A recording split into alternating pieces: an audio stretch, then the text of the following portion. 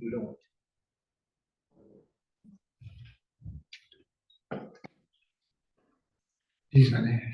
So, hi all. Thank you for coming. This is going to be slightly unusual in that I'm going to talk about a work I'm not directly involved in any way. So I was just asked to give an overview of a series of papers chiefly done by these two guys, by Latham Boyle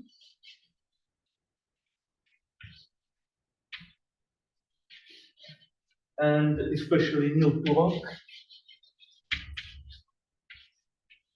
who you probably know is appointed in the governing board of the DIAS and will be coming soon here. So that's one of the reasons we're doing this. And the series of papers basically deals with how taking CPT symmetry seriously as a guiding principle can inform our understanding of the cosmology and black holes. So to start it, I'm going to talk first about the cosmological setting, which first of all came earlier in this series of papers, and also I would say this is the more solid one where the idea was my feeling makes much more sense. There we can start with thinking about early universe as a universe that is filled effectively with only massless particles. That does appear to be natural because, as you probably know, for massless particles, the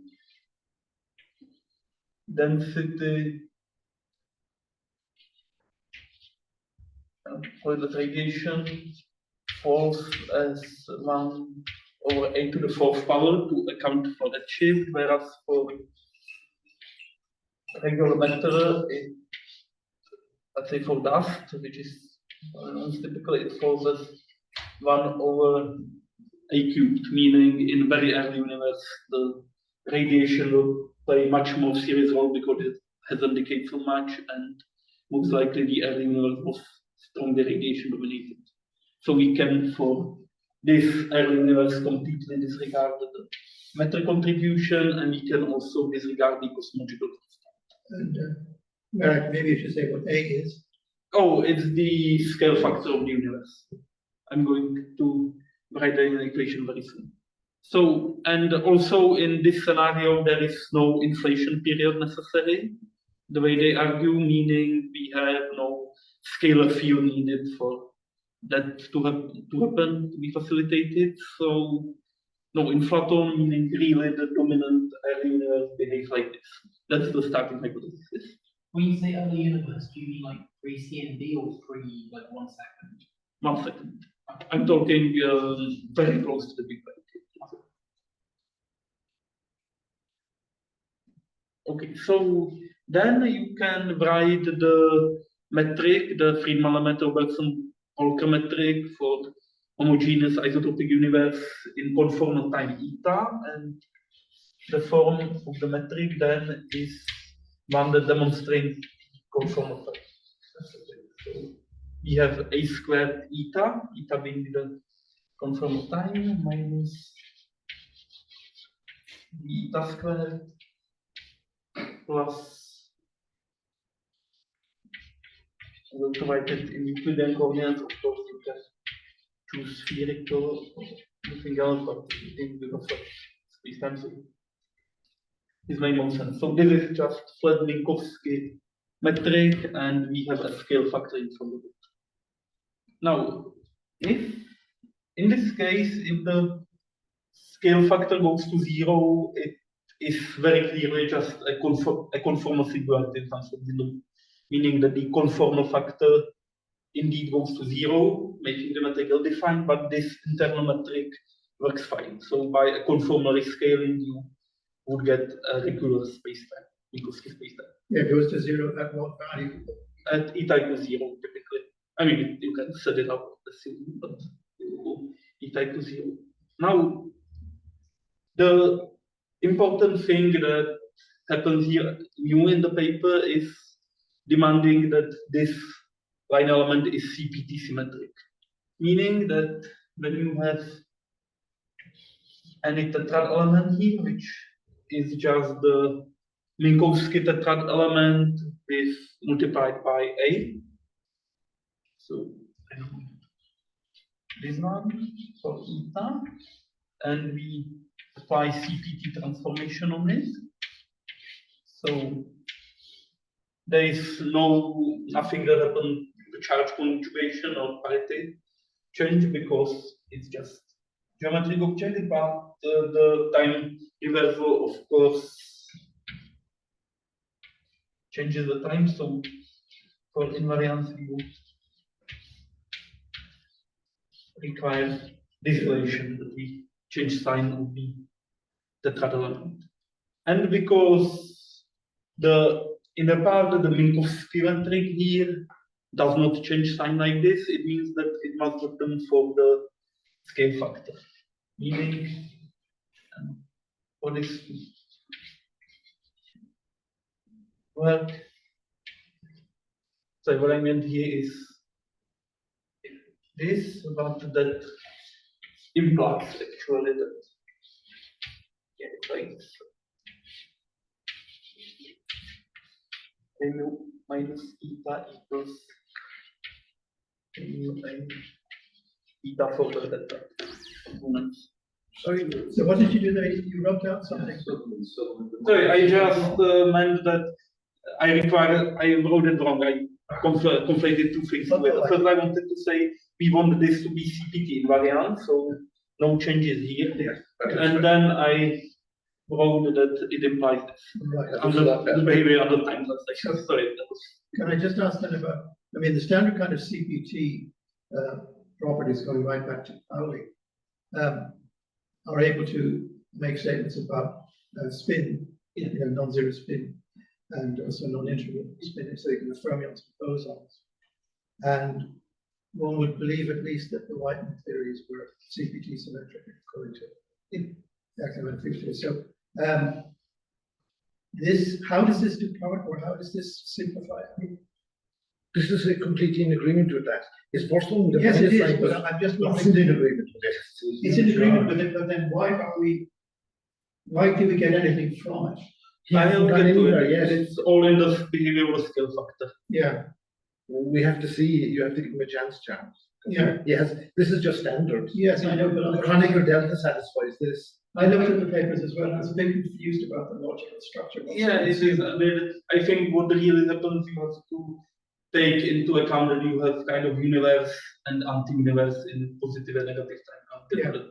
But for example, in the first paper, which doesn't talk about that, the one who's talking about right-handed neutrinos possibility being talked about. Sorry, I mean, we haven't read the papers, so we haven't read the paper, so you're going ahead of us. I know, I'm still asking the question. So, what is it that they would have as a CPT non-symmetric situation? Oh, They didn't seem to discuss it. They don't. There is in the black hole one. They mentioned the fact that it was pointed out that the black holes generically break CPT symmetry if you take the singularity inside seriously. Which they cite an argument by Hawking, which I know I have read once, but I don't remember really. Yeah. Okay.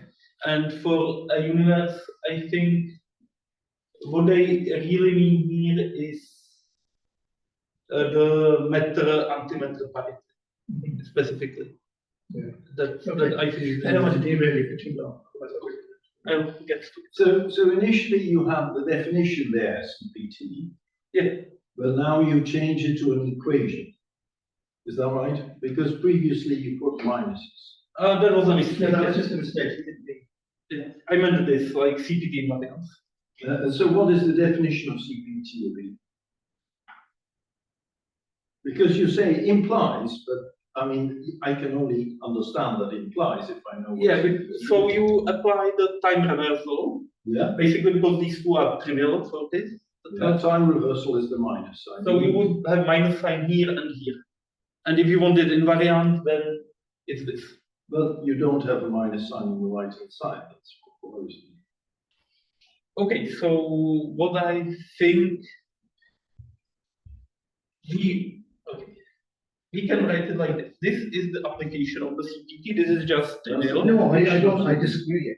Okay, I don't think there should be a minus sign outside there. Oh, That would not. yeah, you're right. It's conform just with, the time level. that would force you to switch to say the gamma matrix says switch sign Yeah. under CPT, which they don't. Yes. So then, because you have But what does the P do then? The P does nothing. it does nothing. Right? It does nothing to the and It C does does, nothing and at C all. does nothing. You're C, right. C and P do nothing Yeah. to it, and T would do nothing if it was just the ground. If it was just Minkowski space. Yeah. It just affects the scale factor. Yeah, because of the square. But I don't. No, not because of the square, because of the tetrad shouldn't change something. Yes, you're right. There's a little bit of difficulty about what's assumed of what we're storing, so maybe you should say what the tetrad is first and then. Okay, the tetrad is really very, very simple. It's delta mu.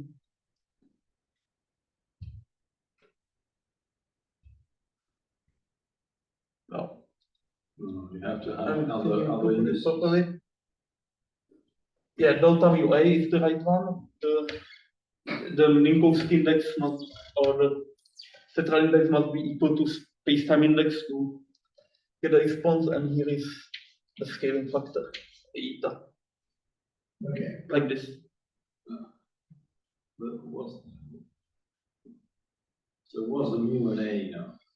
Oh, mu is you was the space-time index, and A would be the tetrad index, so that you can write the metric in this way, tetrad applied to the Minkowski metric. Which, when you look for with this one, it's precisely okay. Maybe since I'm writing it here, then index up, this should be inverse. Yes. But you can see that when you do this, when because this is equivalent to this delta mu eta. So putting this in, this is precisely the tetrad that ensures this relation for the metric BF. Okay. So anyway, the important thing here is this bit, that the time reversal changes the sign of. No, I don't know what I think that's as fun as I'm balls with. I quite well with me, so I'm not sure. I mean, if you discuss it at tetrads at the level of Clifford algebras, I would be more comfortable than the Dirac equation to begin with. No, Yeah. but we should, you gotta bring in the draft point. This is Well, just. no, we need to know what is this. We need to have something that's consistent with Minkowski space. That's consistent. It's just this But the box here. one with a minus sign there doesn't look like it's There's consistent. one to me. box on it.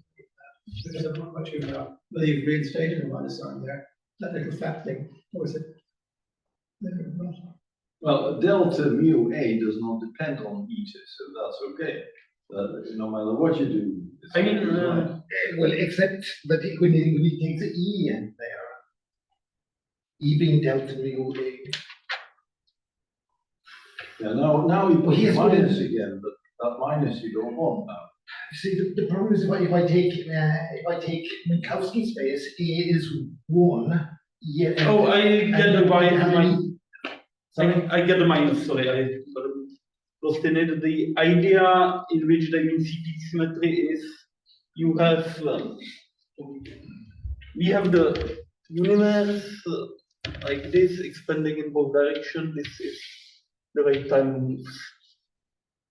So here is eta equals 0, and this, and they consider the two observers. One is observer moving forward in eta greater than 0. This is us. And the other is observer who moves backwards in negative eta. So both moved in the direction of the expansion of the space time. And the requirement is these two observers see the same tetrad. And that's where the second minus comes from. Because if this observer is to see the same tetrad as this observer, then there must be an external minus. Yeah, that's okay. It seems logically. Yeah, so here it is this eta mu a minus eta is minus eta mu. So it changes sign. But then what about charge conjugation? You didn't need it. I don't need it here, but you know, this is for the tetrad that can be charged particles. Yeah. Other things. Why is this So setup now then? there's a minus is back. Yes, and why is this setup consistent with Minkowski space? It's not. It's not him. There is it's not meant to be consistent with Minkowski. Sorry? It's meant to be consistent with having kind of the same expanding cosmology in both cases. But I would have thought my field, my tetrad field, should be an abstract field that satisfies CPT. If it satisfies CPT, it should satisfy it for any background space-time. If you want to, It doesn't it? Why does it not? because delta mu, because the in Minkowski space, there's no, I don't see a minus sign there. Delta mu nu doesn't. No, it's not. But His equation. yeah, the minus sign comes from a eta, from the transformation of scale. Is anti. That is extra. So you can see really the Minkowski tetrad. This one wouldn't change, but this That's awkward. the scale factor changes. Okay, that's okay. That's like the starting assumption of the paper. Yeah, so This is an assumption. so that violates Minkowski space, because that's not true in Minkowski space. Oh, yeah, of course. So I mean, well, because A is just one. Yes, exactly. So it violates Minkowski space. Yeah, but also in Minkowski, you don't have this singular point, so there is something extra already there. The conformal singularity. This is Minkowski space, what you're drawing there. No, I wouldn't say. I mean, I just drew it as a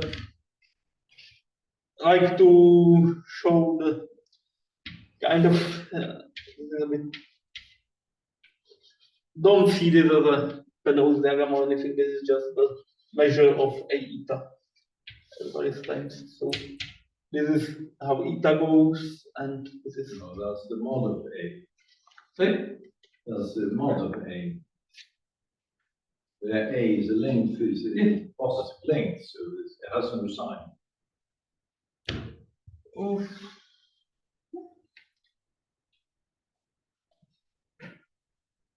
But when you do the minus sign, then it's not continuous at zero. Yeah, Which is zero. very That's- disturbing. Yeah, that's one of the points of the paper, actually. It that necessarily they demand this. The demand is really you have one observer who moves forward in positive time in expanding universe here, and you have basically what you have two universes expanding opposite to each other from a point, in a sense. One expands with increasing positive values of eta, the other in increasing negative values of eta. But then, And I mean, in some sense, you can see there's a universe contracting to a singularity and then expanding. okay, so the time zero is then the start of the universe. Yes. Oh, that's a special time. Okay, that's Yeah, that's true. all right. Okay, so we have this assumption on how A behaves, and now the first claim of this, of course, is a eta for small values of eta. This is linear in eta, and it passes zero, meaning A0 equals 0. So this model they have, it cannot be realized in any bounds cosmology. It specifically requires that the scale factor passes 0. I think I'd be happier if you didn't phrase it as a CPT on the tetrad. You can phrase it as Yeah, that the A field that somehow has this CPT I know, property. it's the phrasing of the paper. Okay. I'm just following it. But But I agree, I was a bit. Yeah, but I agree with that. It's a bit. Perhaps I think what happened there is that this was the guiding idea for the neutrinos, the CPT symmetry, and then they kind of kept the language even when they didn't make so much sense, I would say. Because you do have a time-like vector field, and the time-like vector field will be reversed. A vector field will be reversed under charge conjugation. And if you want to choose a forward time-like vector field, its charge conjugate will be the one that you've drawn. But it doesn't obviously have anything to do with the tetratomy. Yeah, thank you. But seriously, this is I'm really following someone else's language. No, I understand. Openness in how I present it, because yeah, I'm not a believer here. So anyway, first idea is, as I said, there is no bounds. You have a singularity, right? Just a conformal singularity. Also, this behavior a eta being proportional to eta, I think, is the correct one for radiation dominated cosmology. So take a constant. Then there, one of the first big physical claim here is we have no asymmetry between matter and antimatter. By that they mean that if the universe for positive eta has abundance of matter, as we know it does, then the universe at negative eta has conversely abundance of antimatter. That is also assured by the CPT symmetry. What is a particle here will be an antiparticle there. So that is the first claim. No breaking of CPT symmetry, no big explanation required for the asymmetry between matter and antimatter. The second physical idea is in regards to inflation, because they claim that for cosmic perturbation, and I'm going to describe it on the scalar ones, they also discuss tensor perturbation in other papers. They have in Fourier space, right equation, R is the magnitude of the scalar perturbation. So something like you can imagine delta A or A being the factor. What is the superscript?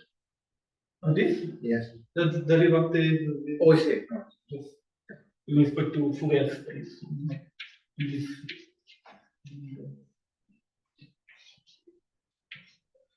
Anyway, this is just an equation for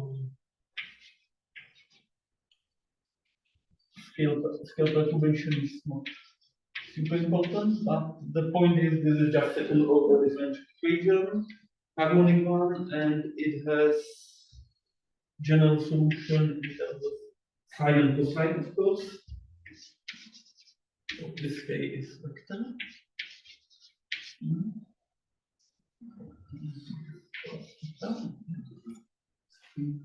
And here we have. I don't know which level I think it is. Maybe it's over brain.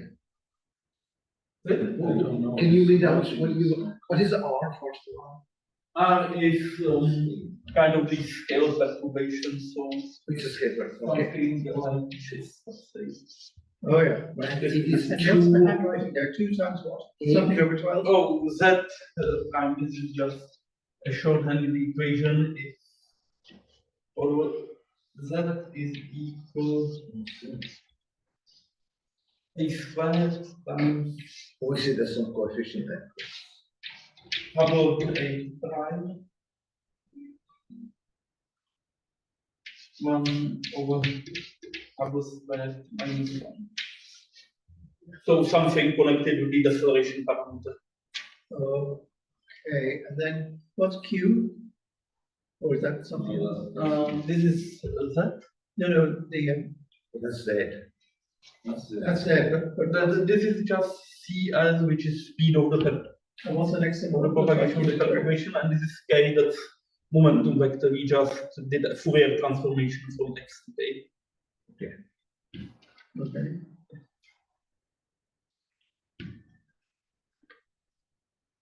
So they this And delta A is meant to be the perturbation in the scale factor. or maybe no, it's like so it's I mean kind of, but it's problematic to say. Now it's more descriptive to see that as density perturbation. So it's very most Okay, so density perturbation. Right, and then how did they decide that the perturbation satisfied this ODE? this is just standard cosmological. Like you really what you do, you perturb this metric, you perturb the matter site, you imagine the perturbation being just the scalar part. Okay. So and then- density perturbation, and you look for the equation that satisfies. This is just the Einstein equation. Yeah, it follows the So Einstein it reduces. It's non-standard. It's units.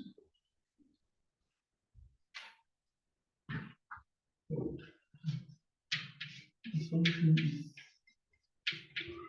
some function of the root sine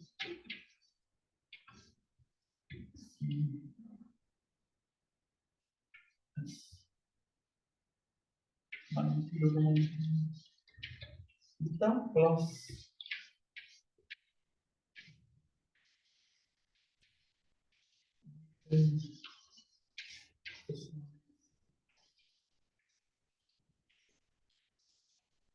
okay, so this is the most general solution of this equation. And the trick is when you go to eta equals 0, for the sake of the symmetry, you want to eliminate the solution that is not 0. If you know, if a eta itself goes to 0, we want the perturbations also to go to 0, which means cosine cannot be there. Bk equals 0. Okay,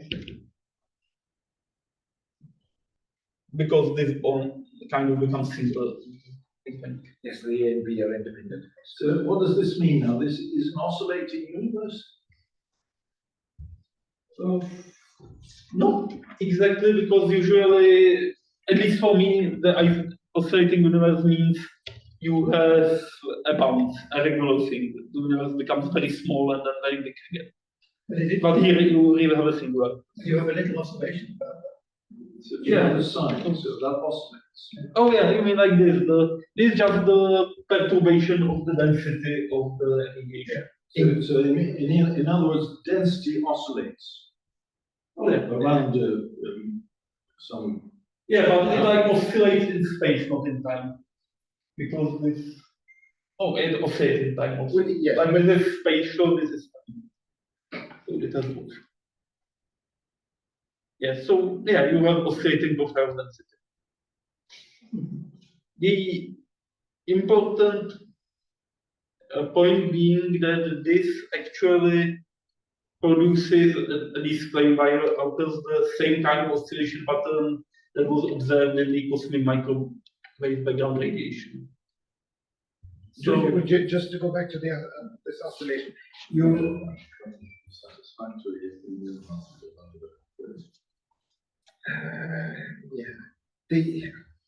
the input into this is not completely clear. yeah, I mean, The density, I mean, there's a solution which is an oscillation, yes, which is assigned to this this. entirely it's the typical oscillating equation. But how do you get that equation? What goes into it? I mean, you perturb the Einstein equations, that's all. Yes. You introduce density perturbation in Einstein equations for the arise. Takes a bit of a time, but there's no big trick for it.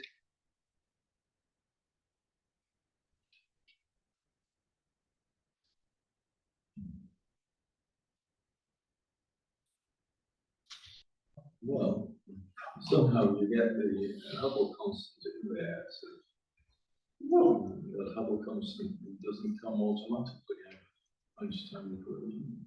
I mean, it does, doesn't it? Like the left-hand side of Einstein equations is h squared for one, and for the other one there is h prime with something else. It's there already. Can I ask you, what are the benefits of this assumption? like This, physical assumptions that are compatible with observable. So what you solve, I mean, Yeah, what they that's- solve. okay, that's Because the, maybe this, I'm missing this, the reason why. yeah, the claim here is that eliminating this cosine, and I'm not an expert on cosmology, so I will defer to people who understand this better, but the claim is this cosine is what is usually eliminated by inflation conditions. So they want to replace inflation with. Yeah, exactly. This is supposed to replace the inflation, getting the correct, at least qualitatively correct behavior of the cosmic microwave. But the cost to pay is to avoid the arrow time, and the arrow time is related to the arrow thermodynamic arrow. So they are assuming that there is no arrow time, and no thermodynamically speaking entropy is not increased. The time that sure. Actually, that's one of their papers, one that I Which is checked, and they very strong. yeah, I Biothermodynamics. You have one in universe, right? Yeah, but you assume that there is another universe that you don't have access. yeah, so yeah, the Which is, entropy is essentially entanglement entropy between both. But how they are they? I mean, can you do the correlation point between them? I mean, you cannot. I mean, they are disconnected. Once that you have the big. Yes, branch. but it's only a conformal singularity. My expectation would be you can compute it. You know, is the benefit of this assumption again? It's still it's like again. The thing about that inflation originally was proposed to avoid was, or to explain, was the correlation when you look out in different directions. Yes. Yeah. If you go back in time, they are completely uncorrelated, but they seem to be correlated. Yes. How do you explain that? This doesn't look like it helps for that. I will say, yeah, it's problematic, but I've heard similar arguments for loop quantum gravity or loop quantum cosmology rather. I'm also not sure I trust them, but they seem to claim that having two universes connected by the phase of very strong of collapse on one side and expansion on the other, but with the irregular bounds occurring, that somehow you avoid setting up that, having irregular initial conditions in the bounds somehow explains the correlations. And similarly here, I think what they are trying to say with the perturbation thing and with everything else is to preserve the CPT symmetry between both universes. You have to have very carefully selected initial conditions in this point. And that leads to the correlations. Okay. So that's qualitatively. This was just one qualitative example that's easy enough. Honestly, they don't go super deep in the math. Like they have 4 other papers on what am I trying to say? Perturbations, and all of them are more or less like this kind of language. So, but the mirror universe one, which is the 2024 one, has suspiciously few equations. Did you notice that? Yeah, I'm going to get to that one. But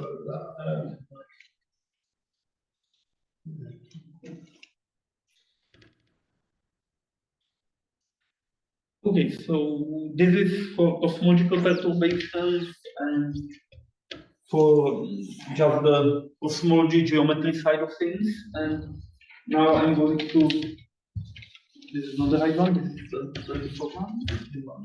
I'm going to say a little bit about the matter side and specifically dark matter candidates that they discuss. So the argument basically is that I'm going to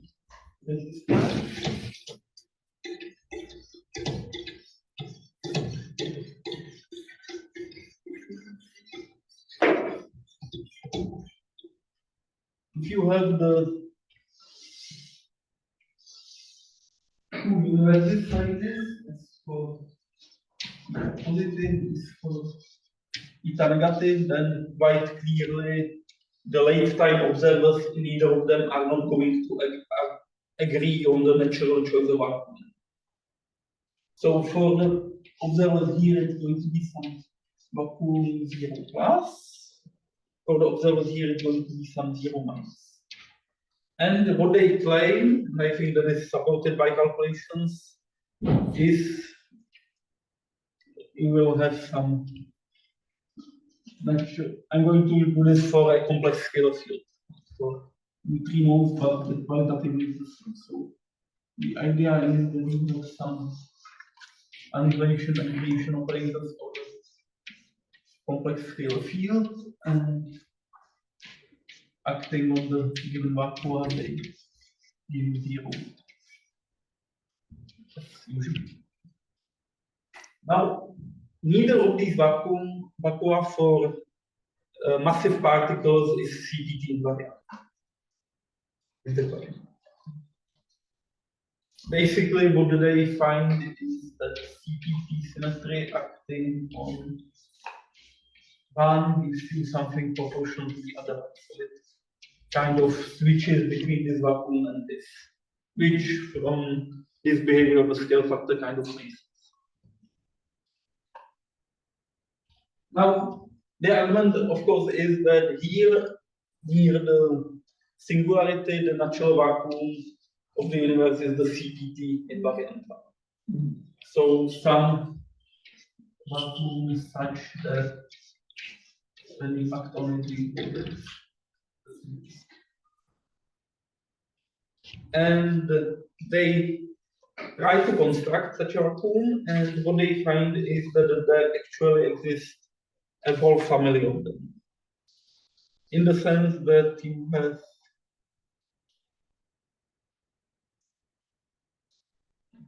these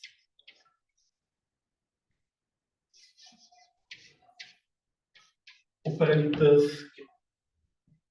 This is for the two complex parts of the scalar field. And you can get them from the CPT invariant vacua by applying transformation matrix G plus minus resonant dependent, and yeah, it will be the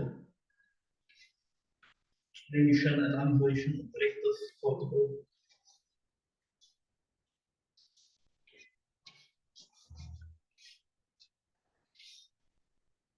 CPT invariant vacuum state. And this matrix, it has one free function in it, but the way they parameterize it is to write it as one matrix that is completely determined by geometry. Cosine hyperbolic some function lambda of e. Here is plus minus sine hyperbolic. The functions are just want to show you the general structure of the transformation. Here is again plus minus I sine hyperbolic.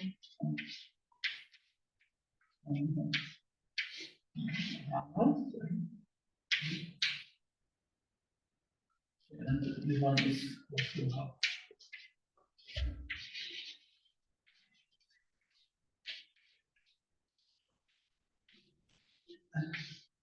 This lambda p is a function that once you specify the matter field you are interested in and you specify the geometry, you can compute it directly. There is a determined one, but it's multiplied by another matrix called plus minus 0, and this matrix is arbitrary in a sense. It depends on an arbitrary function. So they give you cosine hyperbolic omega e, sine hyperbolic,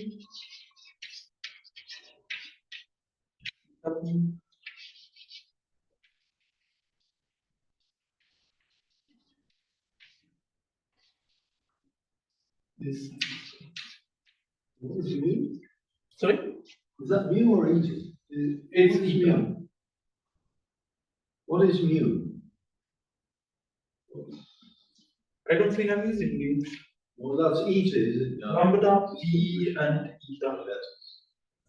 What is lambda is a function of mu, is it?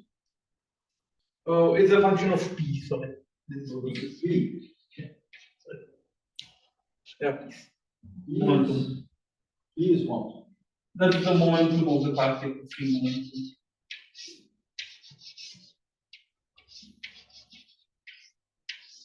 So this is a Bogolubov transformation. Yeah, exactly.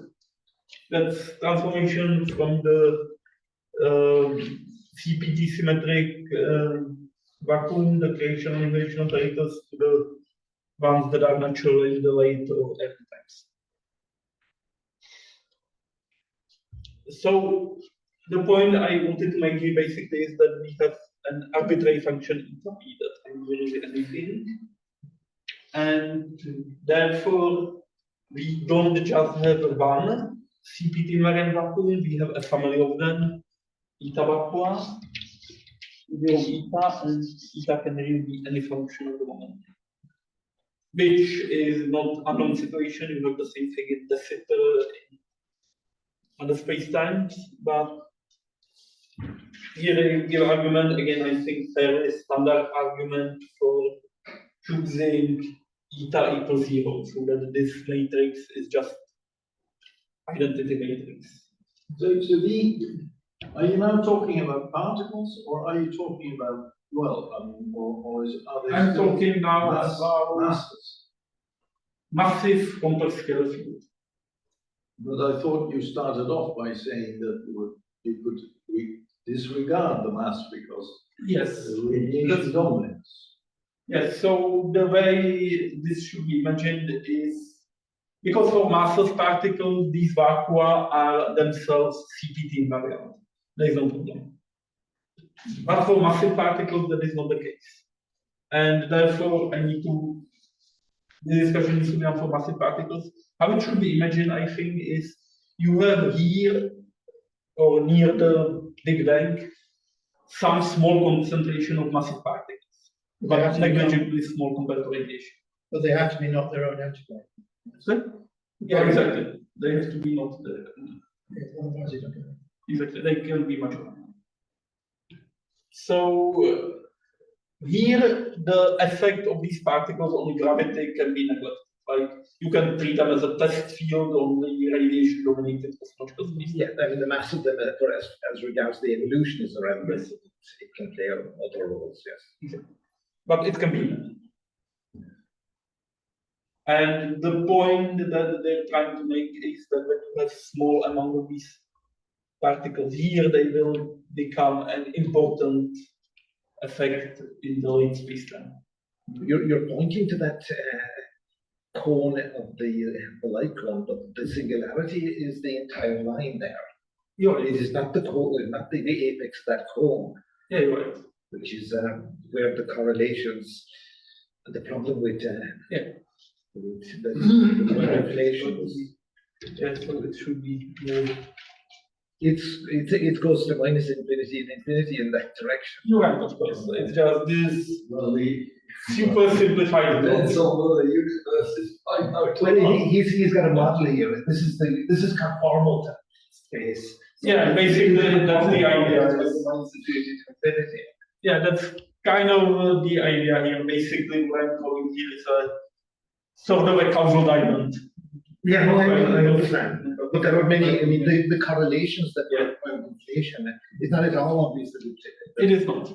This is a kind of universe where, even if it's a simplified one of the scalar particles, there are the same number of particles as antiparticles. Yes, when you combine both of them. So that might not be physical. No, you can't combine them because I mean, yeah, you can. You just have to compute, like, but yeah, you can physically put them together, of course. Geometrically, I think what they're doing is they're trying to say that there's a quotient space where there's some relation between the two. There's really only one, and one is just a copy of the other by some group factor associated with CPT. Yeah, basically, I think in the black hole case, it's more obvious that this is what they're thinking. Even though they don't use the language, it sounds like that is the direction. There is also particle-antiparticle creation in expanding universe. Yeah. So in each place there will be some particle-antiparticle production. And you are claiming that it's completely mirror symmetry to what happens to the other side. Yes, that's the claim. It will get weirder when we get to black holes. This is still pretty Not necessarily a problem if you don't have to think of the other side as real. Yeah. Also unmeasurable, I guess. Yeah. good. Okay, so anyway, they basically make an argument that these eta vacua in fact the preferred one, and that's the one minimizing particle numbers. This thing.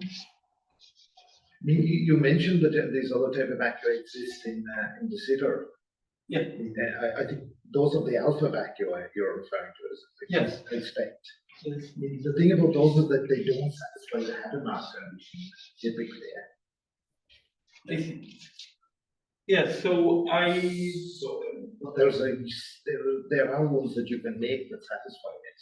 yeah, I think that is what Maybe that's they don't talk about the Hadamard condition here, but what they instead do is they minimize the particle number and they minimize the density in late time states. And then they select basically is B to be a trivial identity matrix. Yeah. So I'm not sure. I would kind of guess this would satisfy the Hadamard conditions. But they don't care until they think it's trivial one. So then the other one is defined as Newtonian energy, and the solution for either of those is entirely zero. So this is our like the privileged vacuum that respects CPT-Symmetric, minimizes the energy and minimizes particle number density.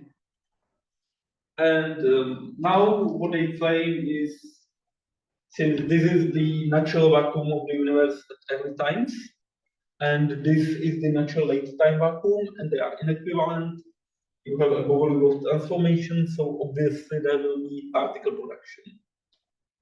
And the key point in the argument is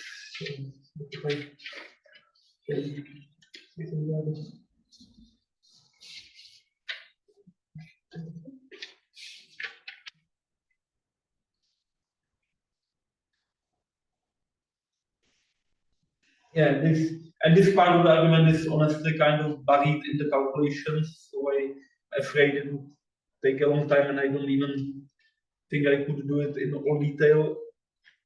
Is that this lambda p behaves in such a way that the particle production is amplified for heavier particles, whereas it's fairly small for light particles. Meaning we won't see much of an abundance of electrons or protons or anything else of the normal particles. There will be some production basically consistent with what was computed by Bunch, Davies, and other people in the 60s and early 70s. But if there is some very heavy particle, it will lead to a very large production. And that is the explanation for that.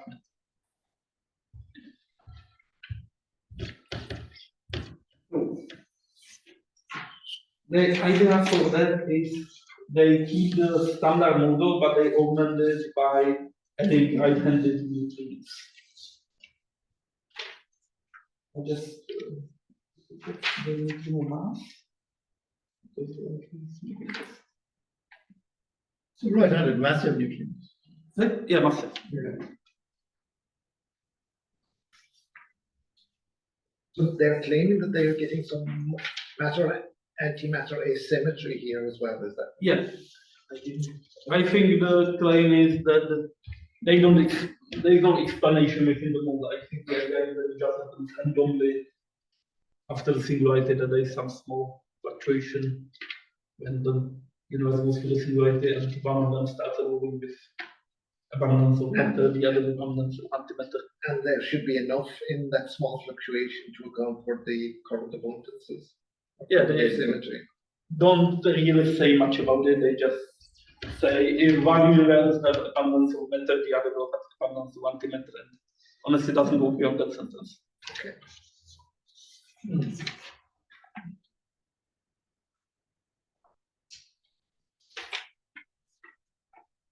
How did you actually go from CPT-symmetric vacuum to the non-CPT-symmetric vacuum? Well, you would just apply this topological transformation on the bottom state.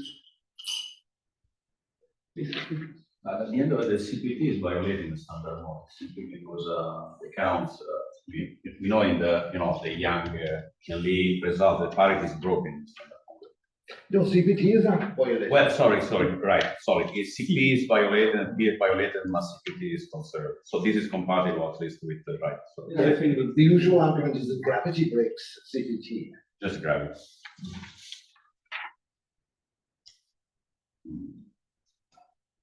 The Lorentz invariance is gone and then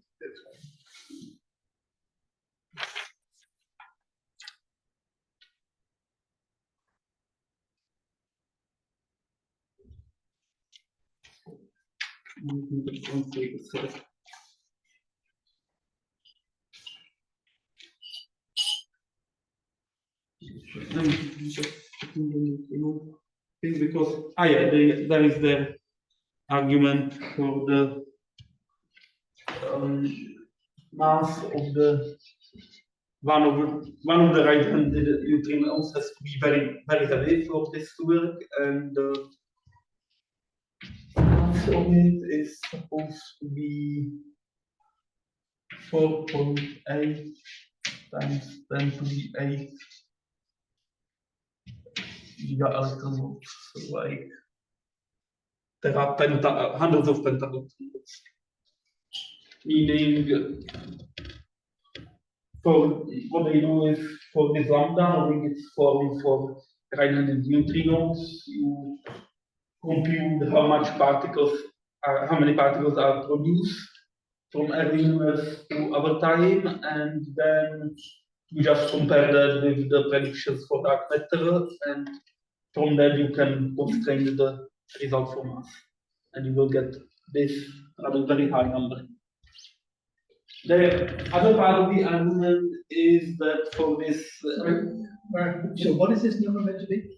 this is the mass of the one right-handed neutrino that is responsible for dark matter. Yeah, I mean, if you have three right-handed neutrinos, if there are right-handed neutrinos, one of them can be a candidate for dark matter. Yeah, but that's very heavy. But if you make an assumption that that's the responsible candidate, is deducing that the density of observed dark I mean, now Proton is about a GeV, so that's 10 to the 8 proton masses. Yeah. So how many protons are there in the sun? Sorry? How many protons are there in the sun? 10 to the 20? It's more than that. Not more than that. 10 to the 23 was ever I mean, if I had a piece of dark matter in the pocket, it would be quite heavy, wouldn't it? Yeah. I mean, it's necessary for the model. Like this is a fundamental thing because it's a Hawking particle production mechanism. So every massive particle will undergo the same. And because there is much more dark matter than regular matter, you need a dark matter candidate to be much heavier to account for enough of the mass of the dark matter. So this is somehow built into the model of the. But you can have light dark matter particle in this model as a candidate. And it has to be stable. Yes, So it has to be stable. that's the next part. They make an argument, and this very much pure particle physics, so I'm sorry if I will not produce it right, but they argue for this that right-handed neutrino sector to be stable, it must not interact with the other parts of the standard model. And that leads them also to some constraints of the left-handed neutrino sector, which is basically that there are Majorana particles and that precisely one species of left-handed neutrino is going to be massless. Sorry, one species must be massless. Yes. That is their prediction. I would assume electron and neutrino. Yeah, sure. No, I'm sorry, I didn't understand. They are claiming that their model implies one species must be massless. Yes. And I think it's precisely one actually, that one masses. And how many species of neutrino do they have? 3. 3 left-handed, 3 right-handed. Basically, what they do is they take the interaction matrix for right-handed and left-handed neutrino as it would appear in standard model if you augment it with the right-handed ones, and then they say, okay, so we don't want right-handed neutrinos to interact, and this is going to constrain how the matrix looks. And from there, they infer these conditions. Okay, so that gives me how many neutrinos? How many left-handed? 3? 3 left-handed, 3 And right-handed. 1 right. I think it's No, 3 right-handed. 3 right-handed. And They need neutrino mixing with Yeah. from the right-handed Yeah. neutrinos. But they're getting once. so I wouldn't notice the other guys because they're heavy. Is that the idea? There's one very heavy one, Yeah. but the other ones will have to mix into one another, and I'm confused as to why one of them has to be massless. I mean, if you have 2 right-handed neutrinos, then there's a simple argument why one of them has to be why you have to have a massless neutrino Yeah. in the left-handed sector, With the left-handed. Oh, yes. or in the mixed sector, I should say. It comes from any now. Yeah, I will admit I I think some sort of rejected the argument that was very obscure for me. Like basically they were referring to the standard model, which like basically familiar with, but not so much the neutrino sector. And their argument was, okay, so we just look at the interactions, possible interactions, and this is what is the outcome. They don't go into details too much. They just say, okay, this column of the matrix has to be 0, and this one has to be 0, and this is what we get. Like really very short. But the zero mass, has that got anything to do with this large mass? Possibly. They don't comment on that. I think they really phrase it as a direct implication of right-handed neutrinos not interacting with anything but gravity.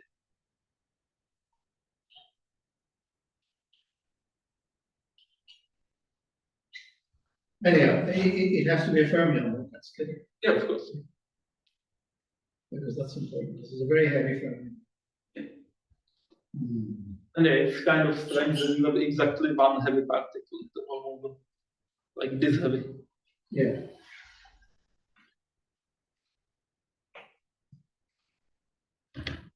But then again, at least it's not Planck scale.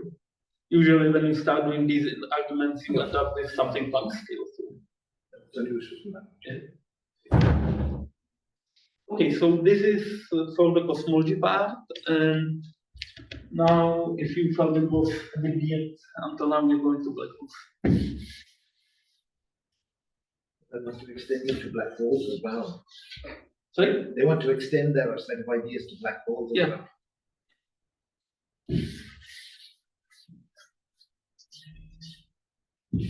That's a very recent paper from like December last year. I think it's still unpublished. At least when I checked.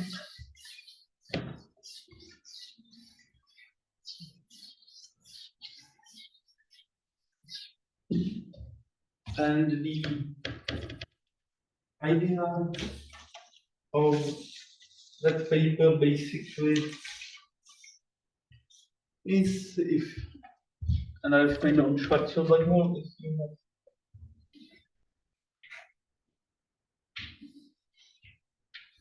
the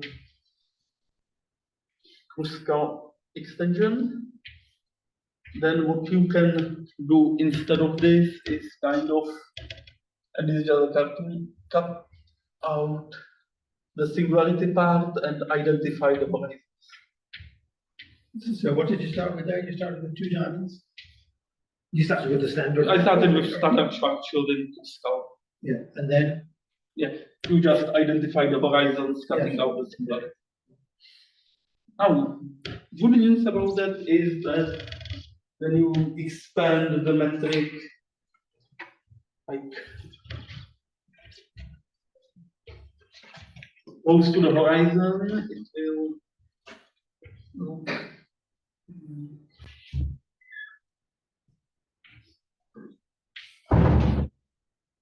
Sigma squared or m squared, and being the standard Schwarzschild mass parameter, this sigma is like a small parameter. You write your radial coordinate as r plus sigma on the horizon. So this is like the standard kind of argument you do for the horizon geometry. And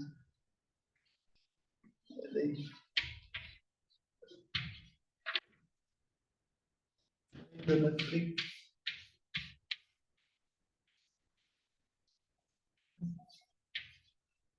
Like this is just the metric on the sphere as usual, or basically you can easily do this in higher dimensions, so that is not a problem. And the argument kind of is this near horizon metric, it is non-singular in the horizon, at least in the sense that nothing goes to infinity. This is, I think, done in the. Yeah, this one is in the. Which coordinate system? Is there a minus sign there somewhere? Yeah, there should be the. Okay. Right, they're switching between Euclidean and Lorentzian here. Okay, but this one is. Oh no, this one is the Euclidean. So this is Euclidean. So the argument is that this metric on the horizon where sigma is 0 is regular, and you can just really glue these two spacetimes together. The issue is that you get rid of the singularity, but not completely of all the singular behavior, because the eigenvalues of the metric, 2 of them, two are like relatively angular part of the metric, and they are just r squared and r squared sine squared theta, but the ones for the rt in these coordinates, they're going to be for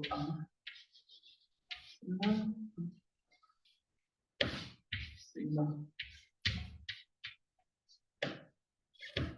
plus minus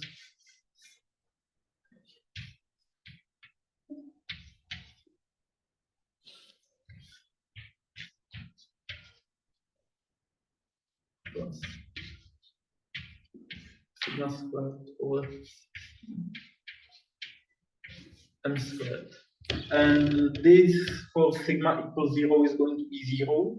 2 eigenvalues, meaning that the metric becomes degenerate. It has 0 determinant in the connecting place on the horizon. So there are two. These are 2 eigenvalues for the metric. Yes. The way you've written it, the metric looks diagonal. Sorry? The metric looks to me to be diagonal, the way you've written it. Yeah. Why is Okay, I see your point. something missing? Oh yeah, these are the eigenvalues. Yeah, I made a switch because this metric is still in the Schwarzschild coordinates. What they work in later on to get the metric regular on the horizon, they switch to Eddington-Finkelstein. So that matters. So here, Eddington-Finkelstein, I'm going to do it in still near horizon, but for extra. But So it's this here, isometric sigma over 4n squared. Yeah.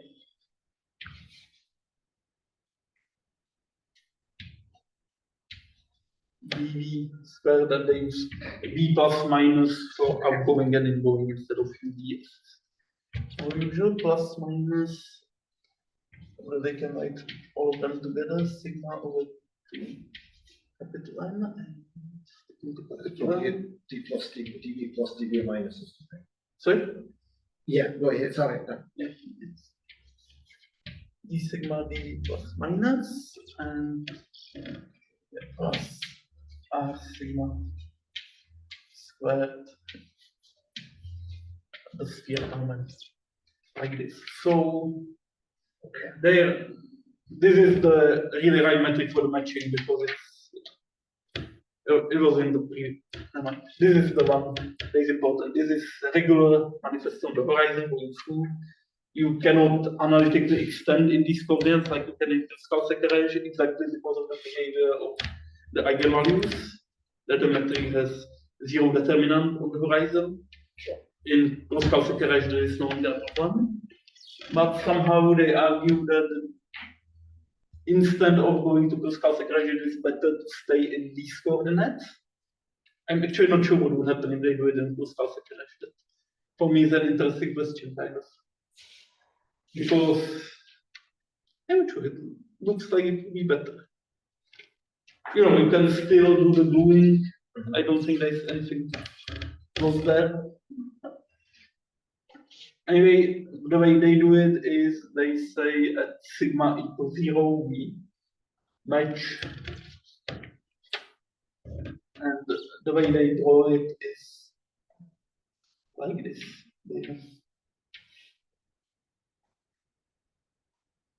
Oh, this is a collapse one. I don't want to do a collapse one yet. Here they have just. Yeah, yeah, they have basically nothing better than this one. You have two universes with asymptotic infinity and the horizon, and you match them together. They show in the appendix the same thing for Kerr-Newman, for any reasonable black hole metric.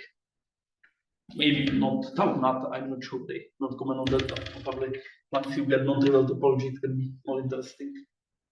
So they claim anyway is you get singular metric in the sense of vanishing determinants, but otherwise you escape curvature singularity.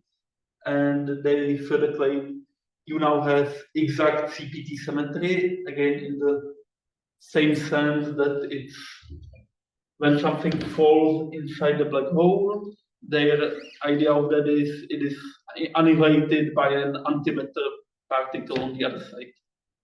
So like you have two particles falling from different direction, like if you have a particle here, you will have antiparticle on the other side, and they both collide at the black hole mirror, as they call it, this geometry with much horizons, and they annihilate together. And the idea is that this resolves the information paradox, that there is no fireball, where naturally, I mean, this kind of looks a lot like a fireball in the sense that whatever goes there is undergoing annihilation other than being incinerated, but.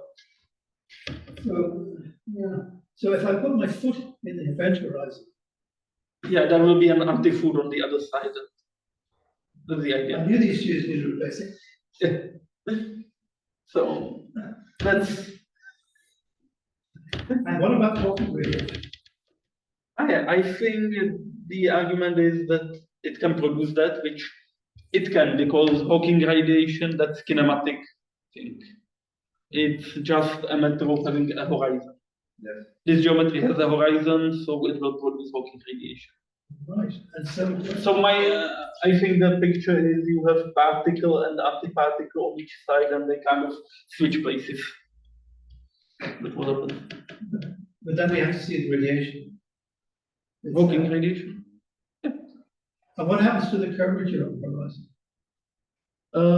I've looked at that because that bugged me, and it doesn't look like there is a jump in it. I mean, it has to have some finite value. Yeah, it will have. I mean, the Riemann tensor, yes, the which is I mean, it vanishing. does. Presumably they're not changing the geometry in the exterior at all. I know, but I'd like to put sigma equal to 0 in calculate, or calculate put sigma equal to 0. I've very briefly tried it in Mathematica, but my impression is there is no jump in the curvature. There is like no need to add matter of the representatives. You probably had an anti-mathematica in the other part of your laptop. It would have. Defeating you. If that would happen, yeah, but it seems like there is not necessary to, you know, like the junction conditions are okay, let's say. So what kind of experimental consequence could we just? Their claim is there should be a difference in the gravitational waves in the following sense. When you have a collapsed black hole, so you have, and now I'm going to draw the horizon as being designed like this, but it's coming down. You, of course, have anti-star, anti-collapsing on the other side, not collapsing on the other side, and they meet to form the horizon. So here is antimatter star and matter star, and they annihilate together, creating the black hole net. That's the idea. Now, I'm very much not sure whether this is not a Cauchy horizon in that sense. Somehow, because to me it seems if, you know, like antimatter comes from here, whenever something happens here, whether, you know, this is a good Cauchy surface for the exterior region. Because if it's not, if you need to specify initial condition here, then we have Cauchy horizon and we have all the problems that entails for like Reissner-Monster or Kerr geometry with instability, mass, inflation. And also, when you look at this geometry, in a lot of things, it's like an extremal black hole. In the sense that you have two regions where our killing vector is tiny, here and here. And you match them with a horizon. So that's extremal black hole geometry, which we know to be very unstable in some sense. There are instabilities against perturbations. So that's what will be measuring the gravitational radiation, which would tell us? Yeah, so the claim for the apparent horizon thing is that, no, for the, I'm getting there. For the collapse model is that the correct mirror surface is the apparent horizon, of course, because that's the one that you can locally have. It's the local characteristic of the space-time. And since that can be not an null surface, their claim is that the gravitational wave emission in the forming of the black hole and in presumably mergers would be different. But that's just a handwavy claim. They don't produce any math that would show how So we don't know the numerical. Sorry? We don't know the numerical. No, we don't. It's just a claim that the gravitational radiation from apparent horizons presumably is different because of this. So let me get the pictures straight across the horizon here, because your comment about the killing vectors is probably the right way of thinking of this. So what we have, I mean, we know the time killing vector on the right-hand side. And on the left-hand side too, basically. What way is the time killing vector going on the other side? Okay. I mean, your guess, I think you were thinking it is that they are going in opposite directions. Yeah, I was just starting. I suspect that in their construction they are not, but they have done a CPT transformation, and they are going to demand that they are compatible across the horizon. Yeah, I think so. They want these two to be black hole horizon and these two to be white hole horizon. So, like matching the things to each other. So, yeah, I probably the killing gets. I suspect, whereas the normal situation would be that you have the opposite. Exactly. Yes. I think it's like this. Yes, I suspect so. So that would avoid the instability that you're worried about. Yeah, probably. Because I mean, if you've got two killing vectors that are going in the opposite direction, you're right. It's very hard to have a stable situation. Whereas if they're compatible, it shouldn't be so bad. Right. So, Marek, what is your conclusion? I mean, You think this is too speculative or what? I would say for the black hole part, yes. I really don't like the collapse model. Starting from here and here, like you have parallel evolution in two universes that at some point have to meet in this way, and somehow I'm not sure about it, but this really screams Cauchy's surface to me, like Cauchy horizon. So if that is the case, I have serious worries about the stability. Yeah, okay. What they would have to explain is the dynamical formation of the black hole. Yeah. Because the other, I don't know why the other one should be forming in the same way. Yeah. But, So if this, in some way ameliorates the problem of having singularity, let's say, in a black hole, have you thought about earlier papers dating back 40 years or 30 years of Gerard Toft, where he also used CPT type thinking to try and argue that there wasn't really a singularity. the question is, have they cited it? Yeah, I don't think they did. I think I looked at them. I've heard Toft talked about this Yeah. back, and So have I, but I was afraid to ask the question. There's too many relativists in the audience. I didn't ask. and I listened to it on Zoom. It was doing COVID, so Yeah. I didn't really ask it easily. Yeah, my impression is that it could be very similar. Like they both have at least in common that they take the complete causal structure very seriously. Like they really what Toft appears to be saying is both sides are equally important. It's all the part of the physical world. Yeah. Which is of course different than what you would typically think of collapse created black hole.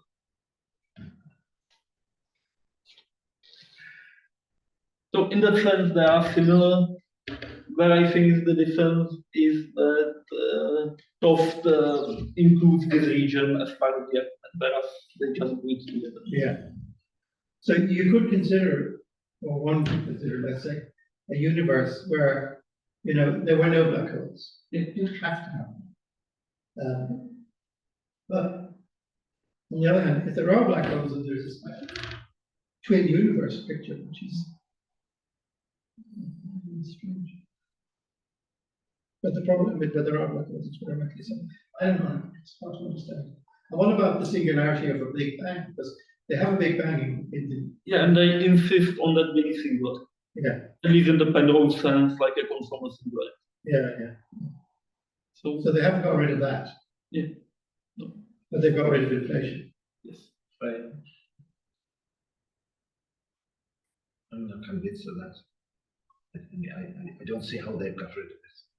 I mean, In that sense. I wasn't convinced either. Like they have some hand-waving argument that the inflation is not necessary, and apparently, if it is necessary, I think it makes their construction problematic because the inflaton changes the balance. You really have to explain why, on that infinite plane, why very far away ones are correlated at the time, because they are going to propagate across the horizon.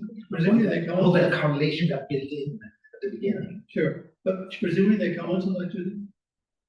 No. No, because that's strange. I mean, there are actually some papers that are specifically about the inflation and not inflation, about the perturbations, cosmological perturbations. And maybe they do it there because they would have to do those. Maybe they do their comments on the correlations there because they would have to do it there. Otherwise.